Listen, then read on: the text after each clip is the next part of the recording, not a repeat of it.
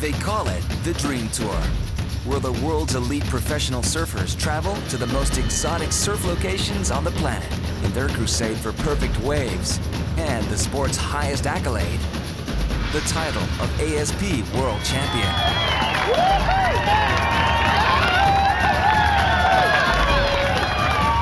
No better is this Dream Tour represented than by the perfect waves of Fiji.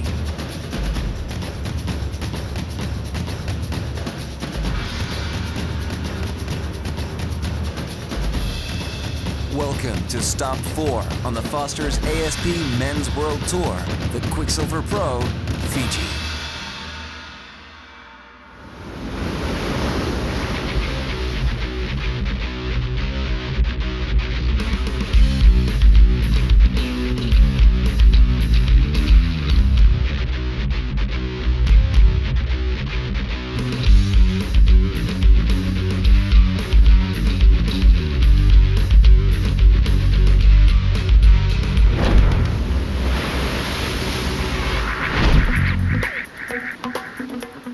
Welcome to the Quiksilver Pro Fiji for Event 4 of the Foster's ASP Men's World Tour. 3,500 kilometers west of our previous event in Tahiti lays the main island of Fiji, Viti Levu. Landing in Nadi, our touring pros travel 40 minutes by boat from Tenarua Harbor to the Mamanuca island chain, where they merge into two unofficial tribes, Tavarua and Namotu, their respective island homes for the event. Pro surfing's own version of Survivor sees the surfing clans of the globe compete at not one, but two of the most coveted left-hand reef breaks on the planet. The reason for coming to such a remote location is because Cloudbreak and Restaurants are two of the best waves in the world. The surfers can perform at such a high level on those waves, and it's so exciting that it's well worthwhile our coming here. Cloudbreak can catch waves up to like half a minute, you know. So it's a really drawn out wave. It's a couple football fields where you can line up with when you're in a heat. I mean, that's a lot of room to work with if there's only one other person out. It's a real whackable wave. You can put a lot of power into your turns out here. To outwit and outlast is the name of the game, as our touring athletes will battle it out from the jagged reefs of Cloudbreak and Restaurants for the title of Quiksilver Pro Champion Fiji and 1,200 coveted ratings points.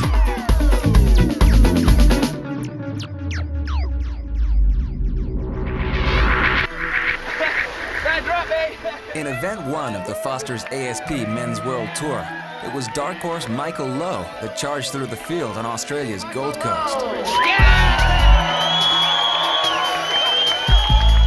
Stop 2 in Australia's Bells Beach witnessed Joel Parkinson become part of surfing folklore by snaring the sport's most iconic trophy.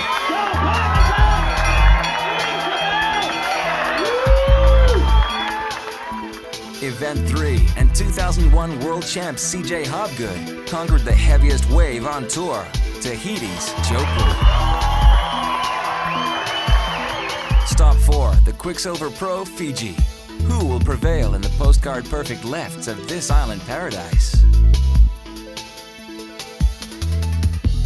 Coming into Event 4, our top 10 world rankings shape up this way.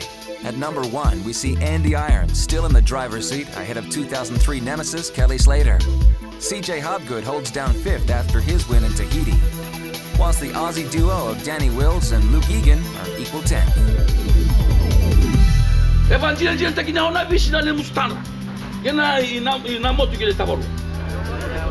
Before battle lines were drawn in the white Fijian sand, a selection of the tour's elite, event officials, and the world's media were invited by the traditional landowners of Tavarua Island to commence the event with a customary kava ceremony to not only welcome but protect the surfers from the roaring Pacific swells.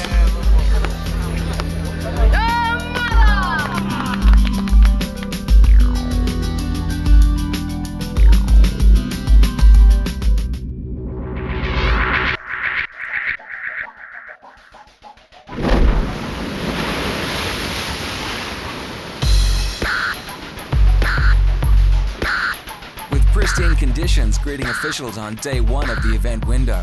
The call was given for marshalling and media boats to begin the 6-kilometer journey out to the famous left-hand reef on the horizon, known to all as Cloudbreak. Round one of a WCT competition consists of 16 three-man heats. Surfers battle it out in 30-minute encounters and are assessed by a panel of judges.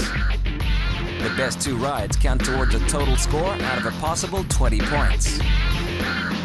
The winner enters the 3rd round, whilst the 2 losers must walk the competitive tightrope in the sudden death man-on-man 2nd round. Heat 4 saw the bar set by Tahiti's Alain Roux as he shut down Tour veterans Mark Akalupo and Sonny Garcia with this perfect 10-point ride. He's going to pull up into this one. He does. He's in the tube. He's coming out of that one. Look at that one. He's still in the tube. Aki and Sonia are 2 of my heroes. I grew up looking up at them and beating them out here, Fiji, perfect waves. It's just a dream come true.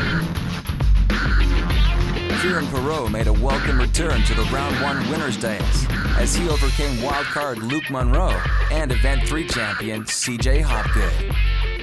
33rd round, there's a lot of pressure and sort of didn't want to have to face that after my last few contests, so stoked. Heat 8 saw world champion Andy Irons begin confidently to deny Australian Lee Winkler and Fijian wildcard Issei Tokavu. I love coming back here every year. Tabarua is one of my favorite places of the year, and I just really look forward to it. After a controversial decision, Victor Ribas was elated to overcome personal heroes Kelly Slater and wildcard Tom Carroll. I've been watching these guys since I was young, and I learn a lot the way they surf. I try to pick something, for each one of them. Other round 1 winners included Hawaiian wildcard Fred Patacia, Bruce Irons, 2003 Quiksilver Pro runner-up Corey Lopez, Australia's Bo Emerton, and Brazil's Marcelo Nunes.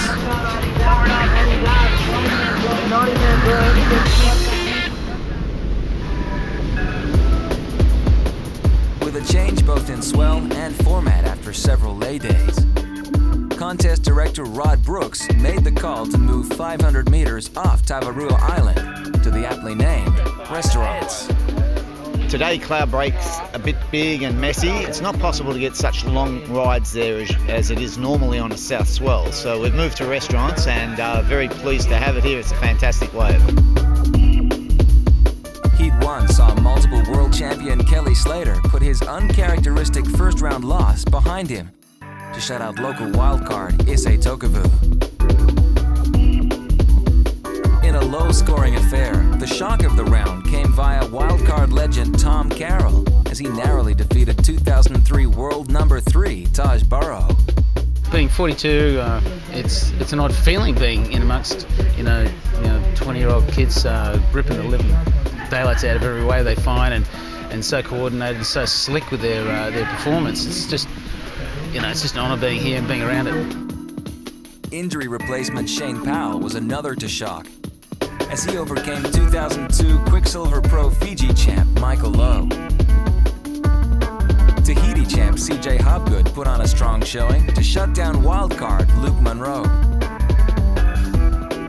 The heartstopper of the round came via Heat 8 as Jake Patterson narrowly beat out France's Eric Ribier in the dying seconds. Well, I worked out halfway through the heat that you really had to get your major manoeuvres out the back because it's a little bit smoother. As soon as you get halfway, the wind really rips into it. So, that's when I started getting a couple of better scores.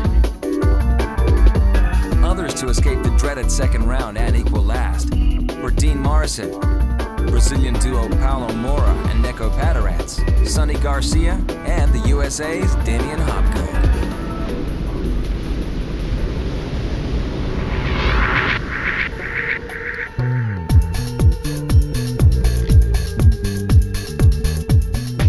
The Quiksilver Pro Fiji is without a doubt the most remote event on tour, an event purely geared for the competitor. Yet it's arguably the most efficiently run. You couldn't get a more remote location to run an event really than Cloudbreak. It's more or less 6 kilometres even away from Tavarua, out on an outside reef, and there is no land, but the tower is on a shallow reef, and we have a ferry park off the tower, the end of the break. Over the years, a simple system has been devised between the islands of Namotu and Tavarua, so all interested parties are never too far away from their desired destination during competition and lay days. You see, the only way to get around here is by boat. Basically, we run a bus service. The boats leave on the hour, every hour. They go out to the big boat, which is at Cloudbreak, and the boats come back on the half hour. So we make it as simple as possible, but it's efficient. Once out at Cloudbreak or restaurants, the contest is coordinated via the marshalling ferry. Ferry gets out into the lineup, which facilitates some of our media. It's the competitors area, more or less. Beach marshalling area where you pick up your singlets after heat interviews are all done on the Quiksilver ferry there. And like the previous event in Tahiti, a reef tower is employed for the competition at Cloudbreak. Without the tower, we don't have an event. There's 2 levels to the Quiksilver tower out there at Cloudbreak. And on the bottom level, we have a lot of our cameramen who are beaming the live footage to the World Wide Web. We have our contest director, Rod Brooks, on site. Some of our multiple language commentators are situated down there. And then you go up the ladder, and then you got, of course, the ASP judges. You've got myself, and of course, Martin Potter doing commentary. And at the end of the day, the real winners are the internet users, the people who log on to Quiksilver.com to see the world's best surfers at this incredible location. Due to this isolation, both the world's media and the internet therefore have vital roles to play at the Quiksilver Pro Fiji. Generally speaking, it's not really for the public, and so we rely a lot on television and the internet and the media to provide us with our audience.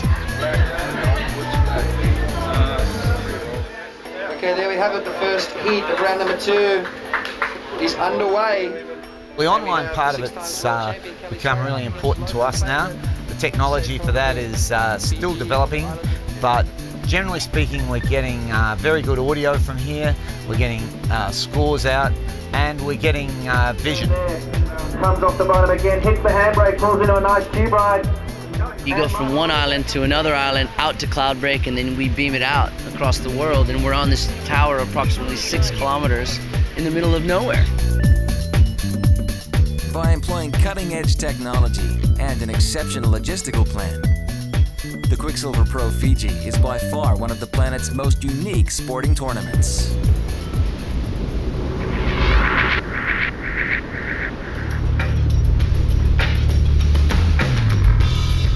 With conditions cleaning up and maintaining, round 3 quickly got underway at Perfect Restaurants.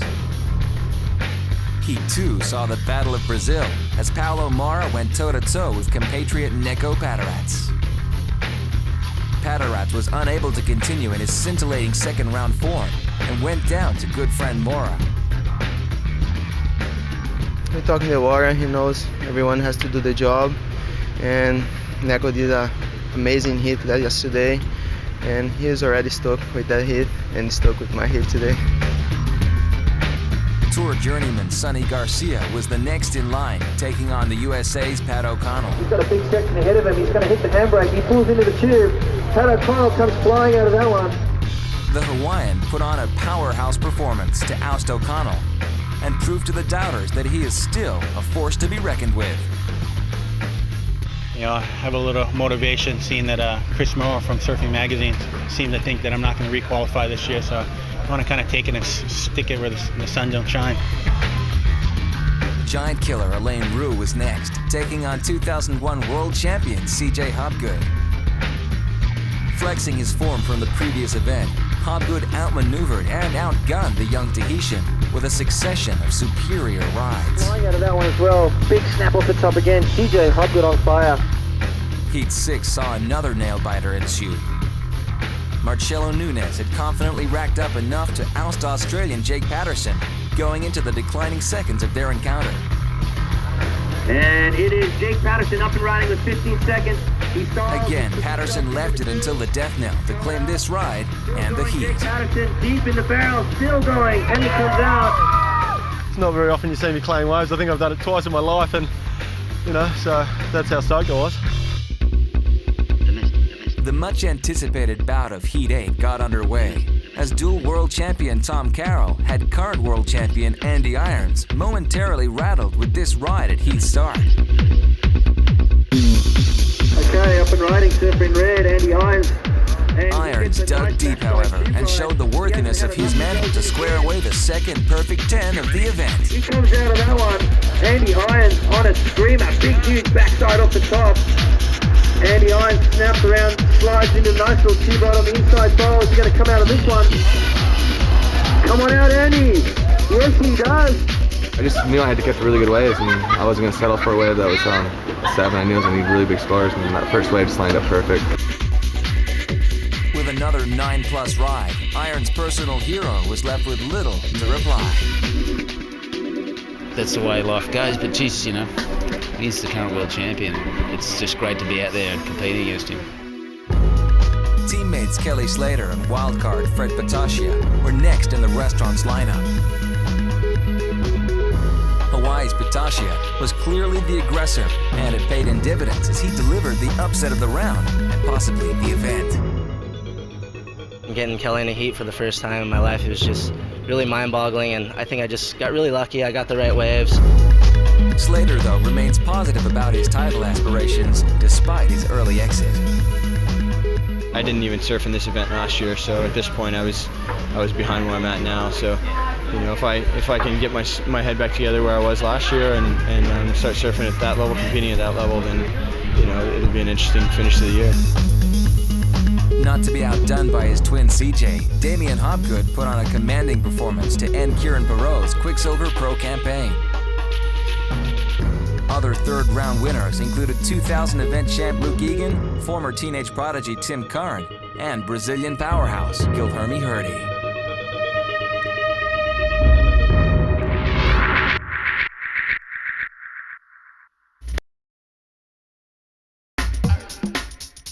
One of the most passionate and involved competitors on tour is West Australian Jake Patterson, and there's good reason. For Jake is one of those athletes that has always had to work a little harder than most. The trick is to keep it really neat so you don't have to do any sanding, especially places like this that don't have electric sanders. I actually worked before I became a professional surfer, so I know how lucky I actually am, not to have to dig holes or be a labourer or sit behind a desk for 9 to 5 kind of thing. So young guys these days come through with so much talent they don't even have the clue about 9 to 5 jobs kind of thing. And I've had that already, so I know how hard life actually is if you're not a professional surfer and having to go surfing, so I don't take anything for granted. But don't be fooled by his humble disposition. Jake is a fierce opponent and has 4 coveted WCT wins to his name in waves of consequence, including last year's celebrated podium at the Rip Curl Cup on Hawaii's Sunset Beach.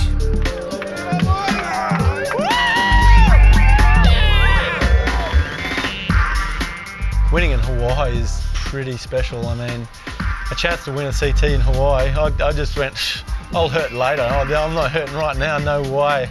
Hurts more to lose, so I just put my head down and just went, just give it your all. Go till you die kind of thing, I don't care. That's the competitive spirit that's coming out again, Watch out for the big beer in your head, Funnily enough for onlookers, this competitive mindset can often spill over to times when the contest jersey is well and truly off.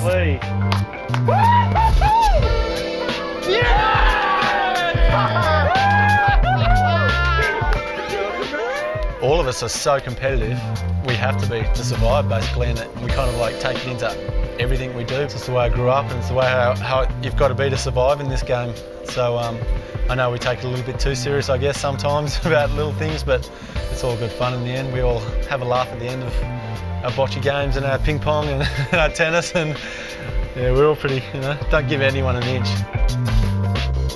Jokes aside, Patterson also prides himself on his involvement behind the scenes as both an integral part of the Quiksilver family and of the ASP board as one of the surfers' representatives. All this because the 31-year-old has a powerful future vision for the sport. If you're that talented and to make it into the top 44, you can be on the circuit for 5 to 8 years and not have to work after, So that's where I wanted to see go, and I've got this vision in my head, and By the end of my surfing career, I really hope it's there. I don't know if I'll get any credit or anything for it, but at least I'll, as long as I see it myself get to better than where it was when I was coming through, that'll be enough satisfaction for me. Until that day arrives, many believe Jake still has some of his best surfing to come. His positive attitude alone is bound to see him eclipse those predictions. I feel like I can still win contests. I think that's when I'll retire, when I feel like I'm just there as a number kind of thing, but I'm getting a bit older, I guess. But if the conditions are suiting me these days, I think I can, match it with any of those guys.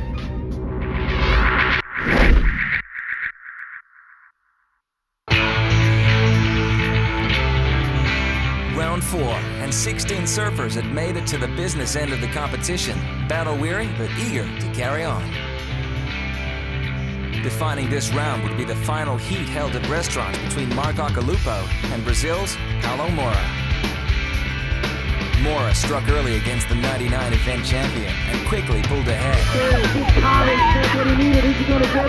But it was Akalupo's patience that paid in dividends when he snuck into this set wave in the declining seconds.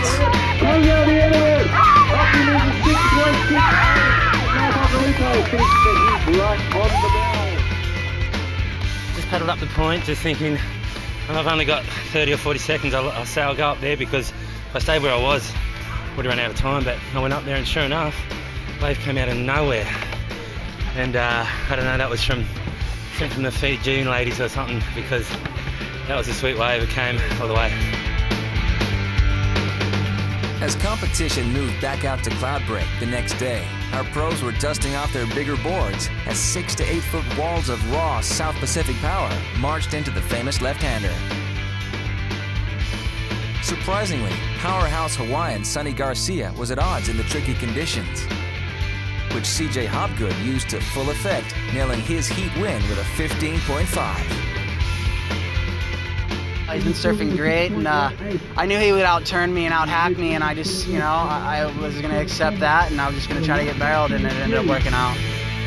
Okay, we have a paddle of Luke Egan up and riding on a nice wave. Heat 3 saw Luke Egan strike up one for the powerhouses as he whaled his way to a heat high of 17.27 to oust fellow Aussie Jake Patterson. The 2000 event champ reveling in the grinding conditions. Victor Ribas's consistent attack had paid off, reaching round 4 yet again. But it would be a Herculean task to overcome not only the 8-foot sets, but also world champion and defending event champ Andy Irons. Ominously, the natural footer began in destructive fashion.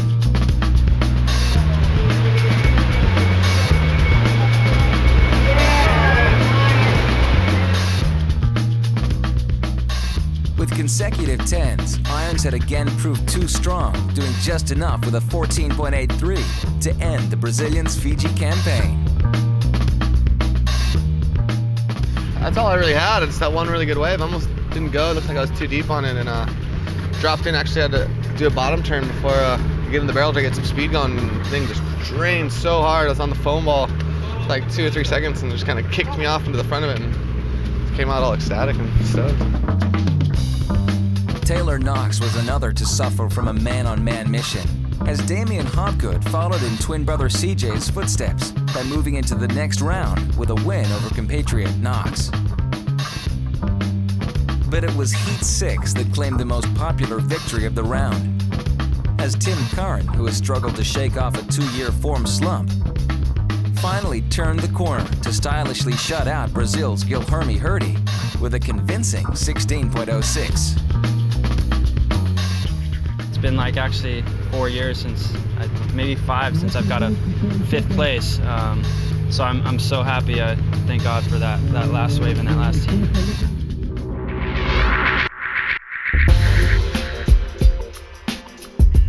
The driving philosophy of the Foster's ASP Men's World Tour is the globe's elite surfers riding the best waves on the planet. Nicknamed the Dream Tour, it's a fact of life when you're at the mercy of the elements that you'll eventually have a non-competitive day. So what exactly is a lay day?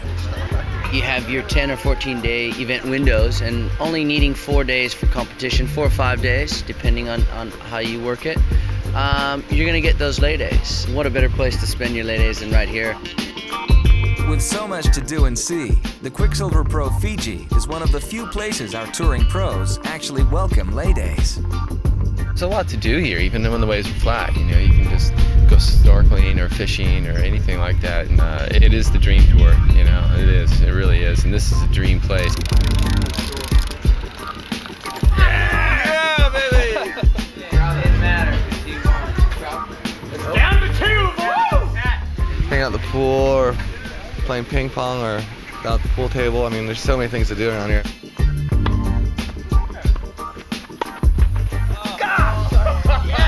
We Brazilians, we used to play with the Fijian guys. Every day we have like a foot volley.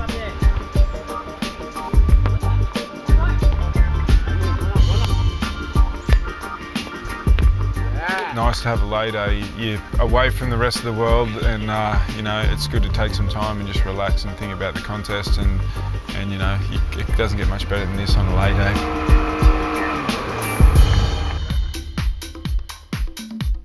It's not too long, though, before the competitive juices start to fire again, and a simple relaxing lay day is transformed into a battle royale as the self-confessed golf geeks of the elite ranks travel to the main island for a Tavarua Numotu face-off at the famed Denarua Golf and Racket Club.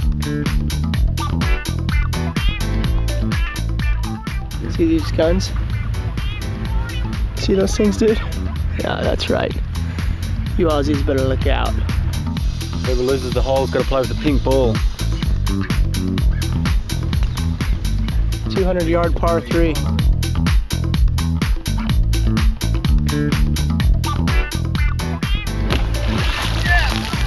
Oh my God! Those guys are going to have to use the pink ball now because they're the losers.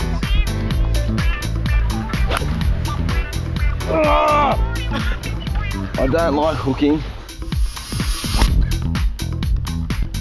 Good distance, just a little bit off track.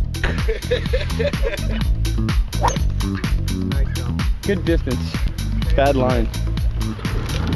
We're playing really good.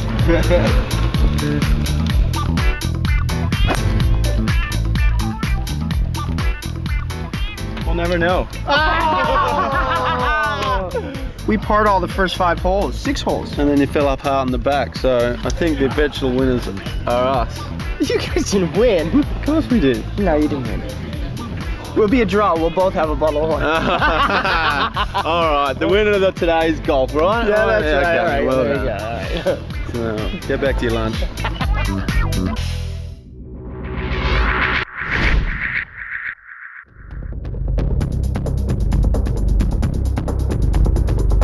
While a consistent 8 foot of oceanic power slammed into the famed cloud break, 8 supreme watermen readied themselves for battle.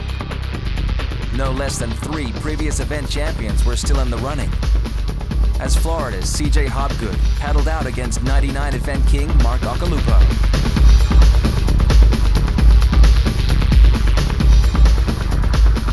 Hopgood, strong off the hooter, locked in a stylish 8-point ride. Sitting further up the point, Aki struggled to find the longer rides as he squared away a 4.33 and then a 5.67.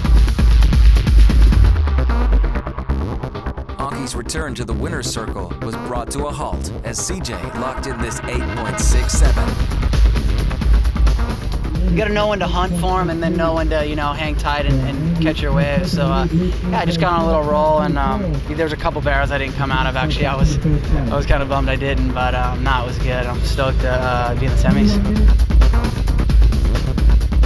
Quarter 2 saw a classic battle rage as Luke Egan, the 2000 event champ, aimed up at 2003 winner Andy Irons. With a 7.17, Egan began confidently, but Irons was devastating with this 9.27. Andy Irons is Luke Egan, as you see, world champion Andy Irons up and riding on his first ride. He comes flying out of that one. Egan lifted, posting 8.07. Irons, though, was clearly in the driver's seat, shutting down the powerful Australian with a jaw-dropping 9.53. Looking at this one, it's a big whitewater takeoff. He stands up straight into the tube. He comes flying out of that one. That was absolutely ridiculous. He does a nice big hard and a lot of good waves. And he just felt really good, felt really comfortable, and yeah, just had a great heat.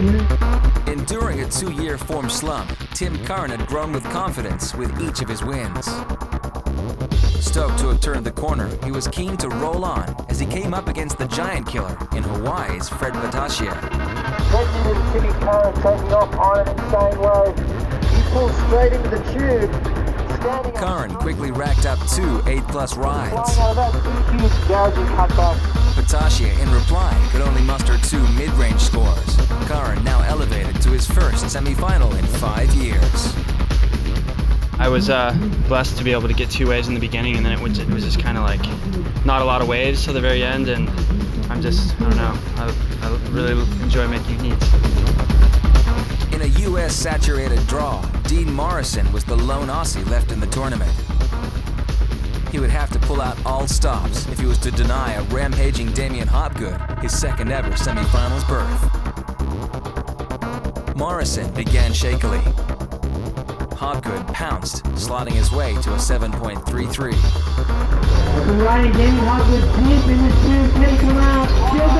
The young Australian retaliated with an 8-point ride, but when the Floridian blasted his way to an 8.87, Morrison's run was over.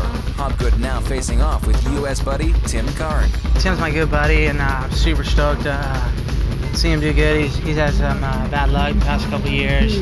Just little stuff, and it's great to see him back on his game, and I'm really looking forward to that heat. It should be a fun heat.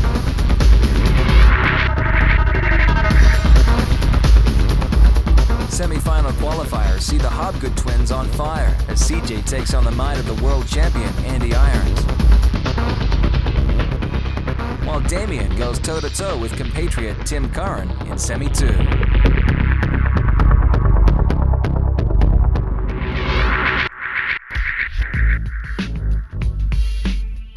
At over 300 islands, the Republic of Fiji is a fascinating blend of cultures and stunning vistas. Tranquil villages nestled in out-of-the-way places collide with an excess of picture-perfect atolls, which lay off her main islands of Viti Levu and Vanua Levu. Fiji is your wildest tropical dreams realized.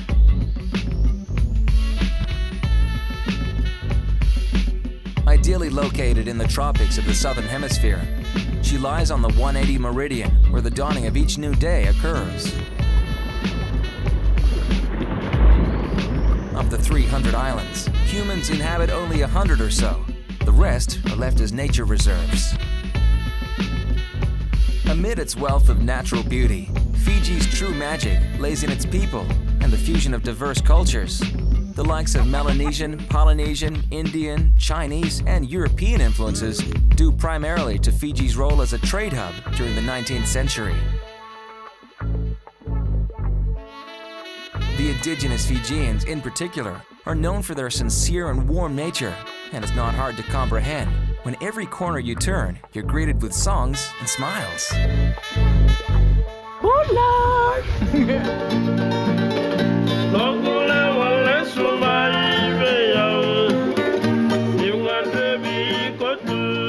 The gateway to the Mamanuca Island chain, in which both Tavarua and Namotu are a part of, is the lush Denarua Island. 600 acres of flourishing landscape gardens are just a short drive from Fiji's third largest town, Nadi, located on the west side of Viti Levu.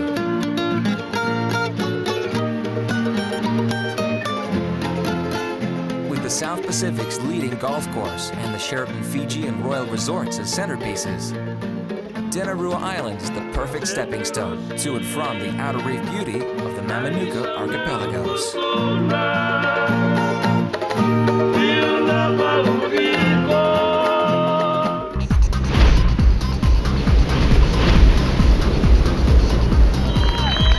Expression sessions have long been a part of the competitive format and a welcome opportunity for the world's elite to break the confines of competition and cut loose. The Quiksilver Pro Fiji was no different, as a handful of the WCT elite hit the lineup for the Foster's Expression session.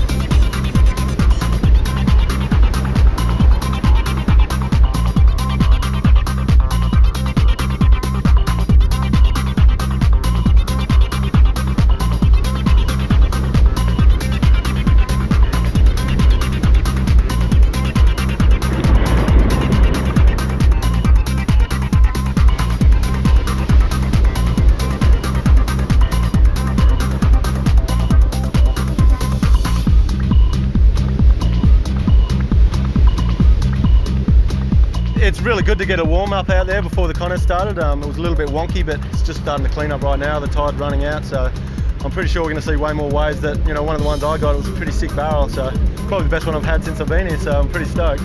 Win a couple of grand, see the bonus.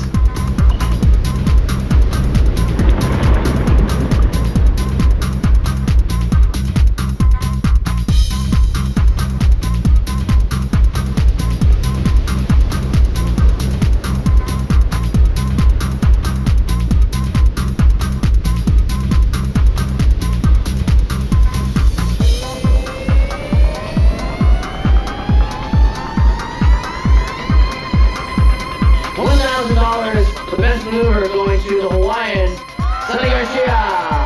Don't do it. Alright, and $2,000 going to this man over here for best waves out of Cloudbreak, Jake Patterson.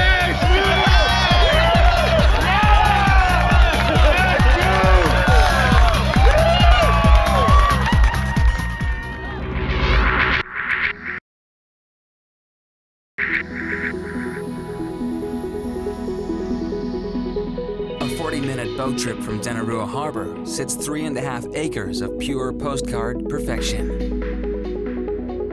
Namotu is a tropical gem nestled between the larger islands of Tavarua and Plantation. From humble beginnings, Namotu has grown into a surf resort with a difference. We first came here, I think it was about 87. It was just a 2 palm tree island and just nothing on it. And we bought the island in 1st of July 95, and we started building, finished the VIPs and the beach berets in about March 97. Had our first cyclone, which was a nice test. Quickly carving out their niche in the Mamanukas, the surf resort now caters predominantly for couples and surfing families, rather than the full-blown surf camp of Tavarua. Our target market is the older longboarder guy who brings his wife over. They like a bit more comfort. We try very hard with our food. I think most people agree our food is, I wouldn't say 5-star, but we're probably as good as you can get out around here. During their normal season, the island can very comfortably host up to 20 people in a variety of lodgings ranging from the island's villa to the intimate beach berets. But during the Quiksilver Pro, the island's population grows threefold. When the Quickie Pro rocks up, obviously it's a complete different bag. We get to surf all the different breaks, tripling our clientele. We've got people in every nook and cranny, and everyone's here to work too, so basically we just have to keep our food up, keep our boats as transport, and keep the beds nice and clean. While Tavarua hosts the Brazilians, Hawaiians, and Americans, Namotu has quickly earned the nickname of Aussie Island, and a healthy rivalry between the two has developed as both the athletes and the local Fijian staff get behind their tribe of choice each year. The locals go out and cheer for their guys on their island, and it's become like that because we've kept it like that for a lot of years now, and it's pretty good though. You know, there's a trophy that goes from one place to the other. There is that competitive thing, and I think it's more with the Aussies, you know, because they're really patriotic people, you know. And the Fijians, they probably do have like some bets going on, you know, through the coconut grapevine. I'm sure something's going down for sure. But I'd have to say that our crew on this island's pretty strong, and if I was to place a bet, I'd put it right here. Interestingly enough, the ASP's best share a common thread with Hollywood's A-list, as the cast and crew of the movie Castaway, featuring Tom Hanks, also had the chance to sample Scott and Mandy O'Connor's unique island hospitality. Out in front here at Namotu left, Tom did all his stunts, and then John Roseman was doing the stunts out at Cloudbreak, and I was driving the jet ski with Don King. We were doing all the second unit film work. It was good fun, and Tom's been trying to get back here for a few years now to book out the island just for a holiday, so we're hoping he comes back. So, whether you're a Hollywood superstar, an elite surfer, or just a mere mortal, Scott believes he has the perfect escape from the hustle and bustle of the modern world. The beauty of it is we're an hour from the international airport, we're in a safe country, we're just far enough away where people can't just come out and visit us if they want. You know, it's a 20-minute boat ride. We have internet, we have telephones if you need it, but we try and have the people keep away from that and just have a nice relaxing week.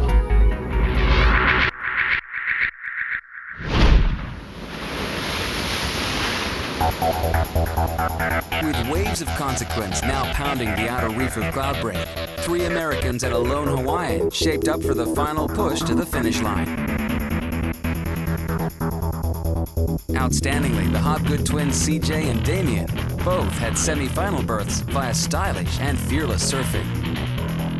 Dark horse Tim Curran was just stoked to have shaken off an extensive form slump, whilst Andy Irons was 1 heat away from making his second Fiji final in succession. With Slater's early demise, he also had the chance to break away and extend his ratings lead as he motored out against 2001 world champ CJ Hopgood.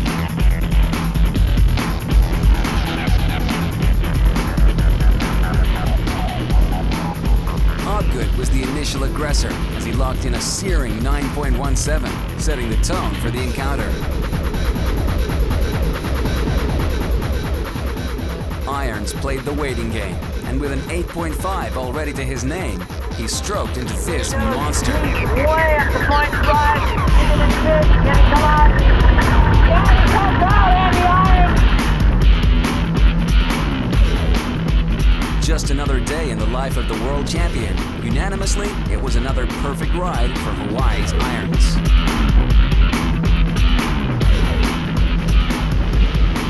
CJ struck back with an 8.77. Irons retorted, mirroring the American score and ending his dynamic run to the finals. I think I've lost Andy like 5 times in a row now, and it's not been when, you know, I've had a bad heat or just anything. I have a really good heat, and he just gets like, he'll just pull something crazy out of the bag. It just sucks when he keeps doing it at my expense. Oh, I already knew he was going to be the contender to win this contest. Just coming off a win over at Tahiti, just so much confidence. He's surfing so confident, you know he wants it really bad. Semi-final 2 saw Tim Curran and Damien Hopgood square off in the epic conditions.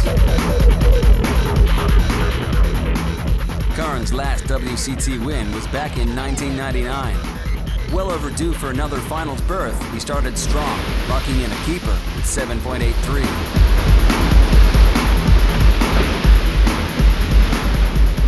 Hopgood roamed, also keen to make only his second final. He lifted. Upping the stakes, he blazed his way to a commanding 9.17.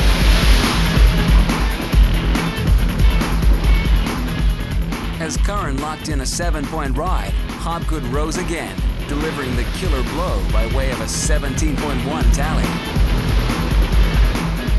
Yeah, fortunate out there. I snuck that one on the inside of Timmy and got the 9, and then we were basically kind of getting similar scores the rest of the time, and I was just lucky to have that one to pull it out.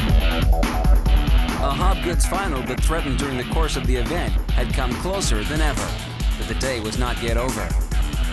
With Cloudbreak still pumping and 2 Supreme left specialists about to do battle for the last time, the ingredients were in place for a clash of epic proportions.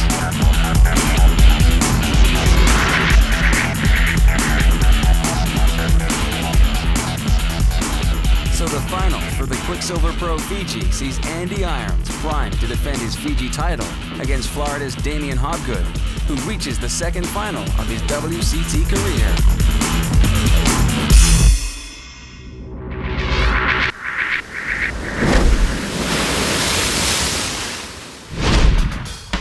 The final.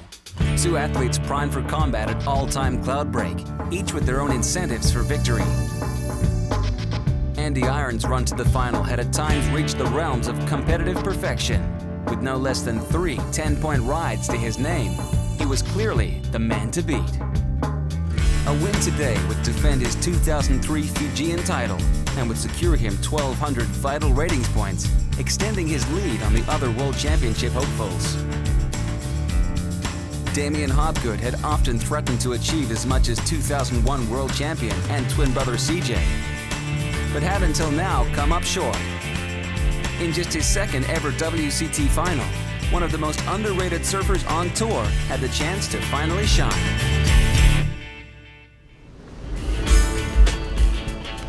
Out in the lineup, Damien was the aggressor, plotting and hunting the renowned break. cool and collected irons sat patiently. If there's one thing the Hawaiian knows, it's how to win finals. The payoff. Irons with a good foundation to build on, awarded an 8. Quickly back out in the lineup, the world champ was now on a roll, sticking it to Hobgood with this run.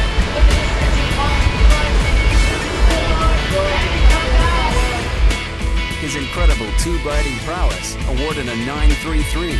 The world champ was in familiar territory, in front and in control. But it would not be a one-sided affair, as the young goofy footer reared up and paddled into this monster.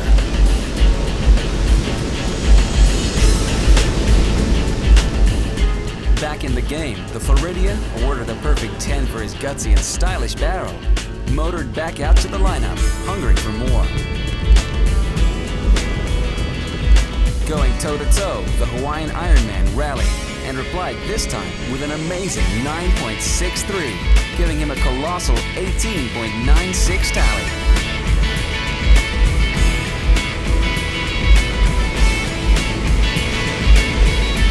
Hobgood continued to hunt.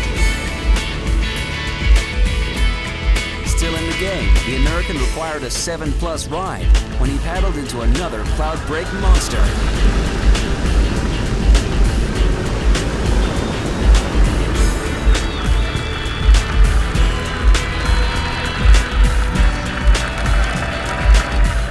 The small gallery in the lineup was in disbelief as Hobgood again emerged, nailing a staggering 9.9 from the judges.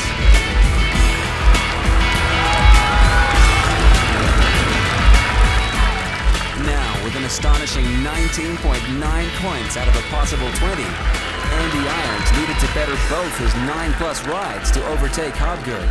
He was, in surfing terms, comboed. Requiring close to perfect rides, even the brilliance of Irons was dimmed as the clock ran down. With history rewritten in the highest finals tally ever, Irons had nothing but praise for his adversary. What can you say? The kid surfed a perfect heat. I mean, anyone on tour, I think he really deserves a win in a spot like this. Or just anywhere he deserved the win. He surfed awesome the whole event, and I mean, he's such a good surfer, and I got a lot of respect for him. And it's not too often you have 2 9s and a combo. So, I got to tip my hat off to the kid. He went off. With his brother watching on, Damien had finally achieved what others had always predicted, and it was time to cut loose and celebrate his world record win. Go!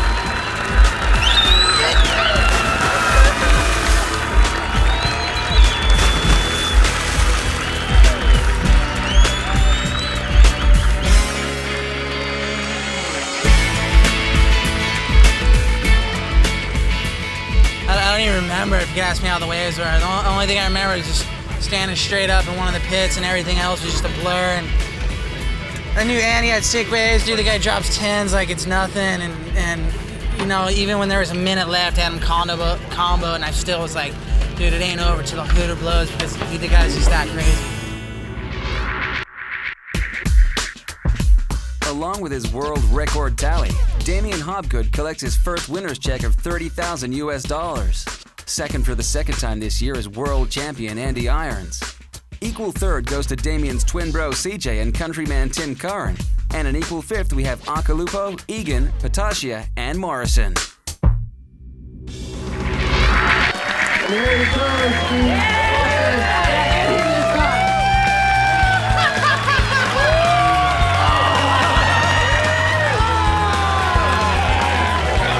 there you have it, your winner, the 2004 Quiksilver Pro in Fiji, Damien Hobgood. Once again, give him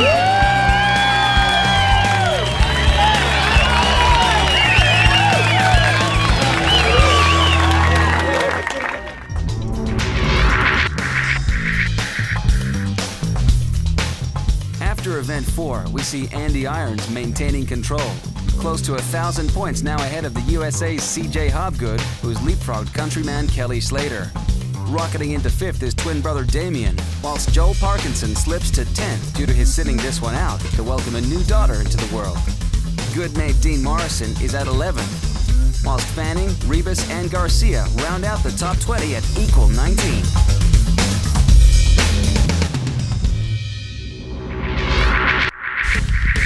But that is bound to change as we head to the cooler waters of Africa and to the surfing heirloom of Jeffreys Bay for the Billabong Pro.